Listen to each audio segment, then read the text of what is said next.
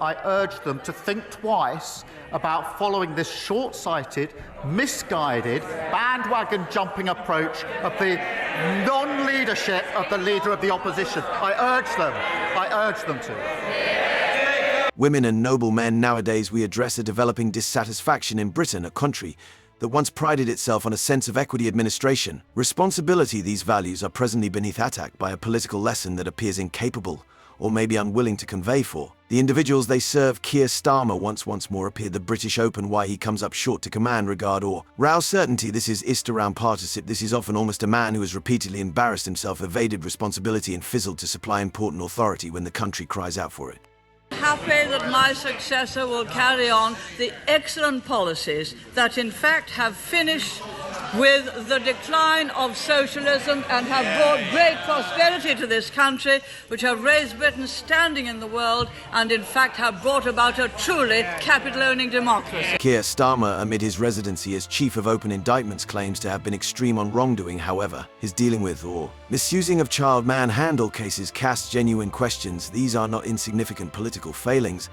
They are ethical failings that have scarred incalculable lives. Thousands of children have been casualties of terrible violations. However, the political foundation has been hesitant to act, unequivocally required detailing laws, guaranteed, examined, but never executed. Stay a dazzling disappointment. Exactly what it is. So Keir Starmer himself is essentially reiterating and underlining that same accusation. That is why all of this happened. That's why it was swept under the carpet. The inquiry system has dragged on for years, delaying justice for victims. Starmer speaks of his past actions, but words mean little to the survivors who still await justice.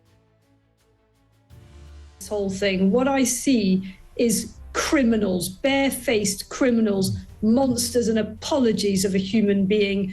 And I see that needs to be called out. And it is utterly shameful that so many people in influential positions, powerful positions, were too cowardly to say it. Where was this authority when it was required most? Let's take a closer see at Keir Starmer's track record. As an MP in his time in ecclesiastical role, Starmer has held noticeable positions. However, what substantial accomplishments can he point to? This Easter explanatory address, it's a critical one. For years Starmer was given stages to impact alter, but his record is generally checked by missed openings and quiet take his time as shadow secretary for leaving the European Union. In his hands, well, today Keir Starmer wasn't necessarily sticking to it. The big line worth tweeting about, this push for a second referendum. If we cannot get a general election, Labour must support all options remaining on the table, including campaigning for a public vote. That was our commitment. This was a basic part amid one of the foremost divisive and considerable periods in later British history. What did Starmer fulfill? Did he join together his party or display a coherent elective vision for the UK's future? His residency was characterised by uncertainty and failure to express a clear position, clearing out numerous, addressing his capacity to lead beneath weight. So also as a previous serve for children and balanced, Starmer had an opportunity to winner approaches to ensure helpless children. Did he utilize this stage to request required detailing laws for child mishandle? Did he bring systemic failings in social care to the cutting edge? Did he raise his voice for the voiceless once more? No, his time in office has been characterized by dormancy, a hesitance to shake the vessel and take. Mr. Speaker, I'm shocked that the Prime Minister would say that actions were not taken. He knows full well that we accepted 18 of the 20 recommendations in the J inquiry and went further, launching a gangs task force that found 550 more perpetrators. That shows that there is still work to be done.